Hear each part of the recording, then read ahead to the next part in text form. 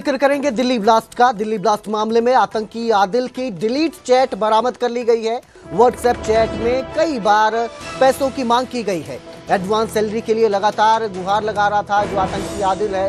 5 से 9 सितंबर तक पैसों के लिए आदिल परेशान नजर आया।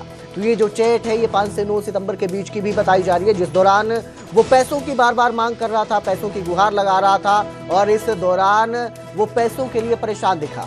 जांच एजेंसियों को धमाके में पैसों के इस्तेमाल का शक है। दिल्ली ब्लास्ट में आदिल के 8 लाख होने का भी दावा है। मुजम्मिल के मुताबिक गिरोह में आदिल को ट्रेजरर कहा जाता था। वही ट्रेजरर जो व्हाट्सएप चैट में गिड़गिड़ाता नजर आ रहा है, पैसों की डिमांड करता नजर आ रहा है, एडवांस पैसों की बात कर रहा है। तो ये व्हाट्सएप चैट जो है ये रिकवर की गई है दिल्ली ब्लास्ट मामले में आरोपी आदिल की, जिसमें 8 लाख रुपए होने का भी दावा है।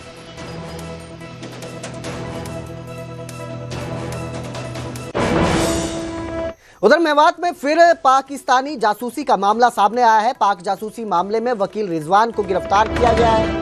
आईएसआई को जानकारी देने के आरोप में गिरफ्तारी हुई है। कोर्ट से घर लौटते वक्त पुलिस ने वकील को गिरफ्तार किया है। वहीं परिवार वालों का कहना है कि ये जितने भी आरोप उनके बेटे पर लगाए गए हैं वो सब झूठे हैं। परिवार ने आरोपों को खारिज कर दिया है।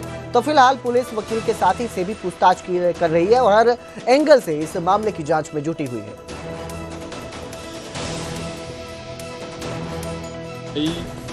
जिस परिवार का ये लड़का है, इसका एक गांव में इतिहास रहा है समाज सेवा का और सामाजिक गतिविधियों में भाग लेने का। एक लंबड़दार परिवार, बहुत ही सम्मानित परिवार है। और जो ये बच्चा है रिजवान, ये बचपन से ही बहुत ही ब्रिलियंट रहा है पढ़ाई में। और गांव में जिस प्रकार से बच्चे होते हैं ना आदर्श, उनमें एक नाम रहा है। और उसी के अनुरूप इन्होंने वो काम भी किया है। LLB की पढ़ाई करने के बाद आज गुड़गांव कोर्ट में प्रैक्टिस कर रहा है। बहुत ही अच्छा नेचर रहा है। और जहाँ तक है आरोपों का ये सवाल है जो उनके ऊपर आज लग रहे हैं, जांच एजेंसियाँ जांच कर रही हैं, तो वो ठीक है, वो एक प्रोसीडिंग है। कोई आरोप लग भी जाते हैं तो हमें उम्मीद है कि उसमें वकील साहब जो हमारे हैं रिजवान, पाक साफ होकर निकलेंगे। और जहाँ तक परिवार का और गाँव का सवाल है, जांच एजेंसियों का पूरा सहयोग करेंगे। देखो जी, हमें तो इस बात का पता ना, ये कोर्ट जाता है, कोर्ट से आता है, अच्छा इसका काम चल रहा कोर्ट में। और 24 तारीख को शाम को 5 बजे मेरी इससे बात हुई, मैं सोना लिया और ये पीपा का के आसपास पुलिस ने इसको उठा लिया है।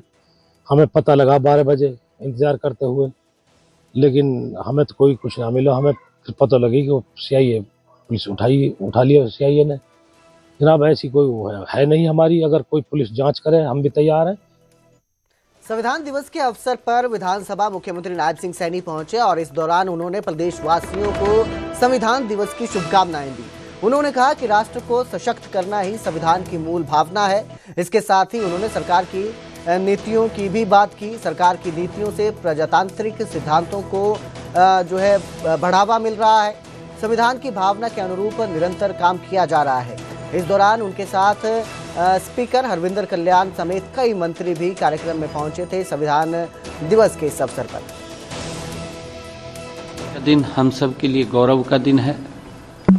मैं सभी प्रदेशवासियों को संविधान दिवस की बहुत बहुत बधाई और शुभकामनाएं देता हूं।